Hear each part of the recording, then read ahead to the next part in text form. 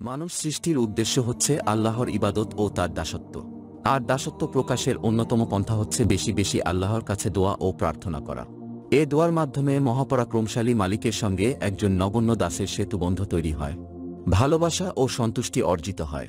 দোয়া একটি স্বতন্ত্র ইবাদত।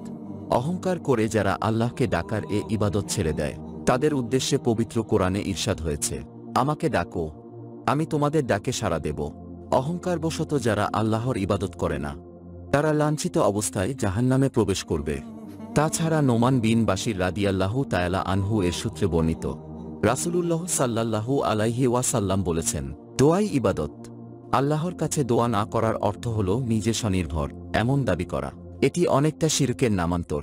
যারা দোয়া করে না এমন মানুষের প্রতি আল্লাহ খুবই অসন্তুষ্ট হন। আবু হুরায়রা রাদিয়াল্লাহু তাআলা আনহু বলেন, রাসূল সাল্লাল্লাহু আলাইহি ওয়াসাল্লাম বলেছেন, যে আল্লাহকে ডাকে না আল্লাহ তার প্রতি ক্রোধান্বিত হন। মানুষ সৌভাগ্যবান হতে চায়, দুর্ভাগ্য কারো কাঙ্ক্ষিত নয়।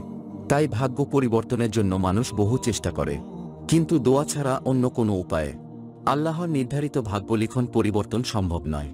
রাসূল সাল্লাল্লাহু আলাইহি ওয়াসাল্লাম বলেছেন, তাকদীরের বিরুদ্ধে সতর্কতা কোনো কাজেই আসবে না। যা ঘটেছে ও যা ঘটতে পারে তা থেকে শুধু দোয়াই পারে নিষ্কৃতি দিতে। কোনো দুর্দশার সঙ্গে মোকাবেলা করে বিচার দিন পর্যন্ত লড়াই করতে থাকে দোয়া। দোয়া কখনো বিফলে যায় না।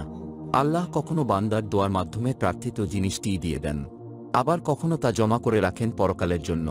কখনো দোয়ার বরকতে বিপদাপদ দূর করে দেন বা অন্য কোনো কল্যাণ দান করেন। তাই দোয়া করতে হবে আশাবাদী হয়ে, নিরাশ বা হতাশ হওয়া যাবে না।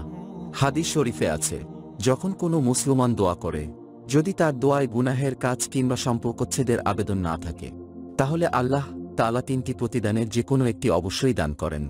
সঙ্গে সঙ্গে দোয়া কবুল করেন এবং তার কাঙ্ক্ষিত জিনিস দিয়ে দেন। দোয়ার কারণে কোনো অকল্যাণ বা বিপদ থেকে হেফাজত করেন, তার আখিরাতের কল্যাণের জন্য তা জমা করে রাখেন। তাই আসুন আমরা আমাদের দুঃখ কষ্টের কথা আল্লাহকে খুলে বলি। মহান আল্লাহ আমাদের বেশি বেশি দোয়া করার তাওফিক দান করুন।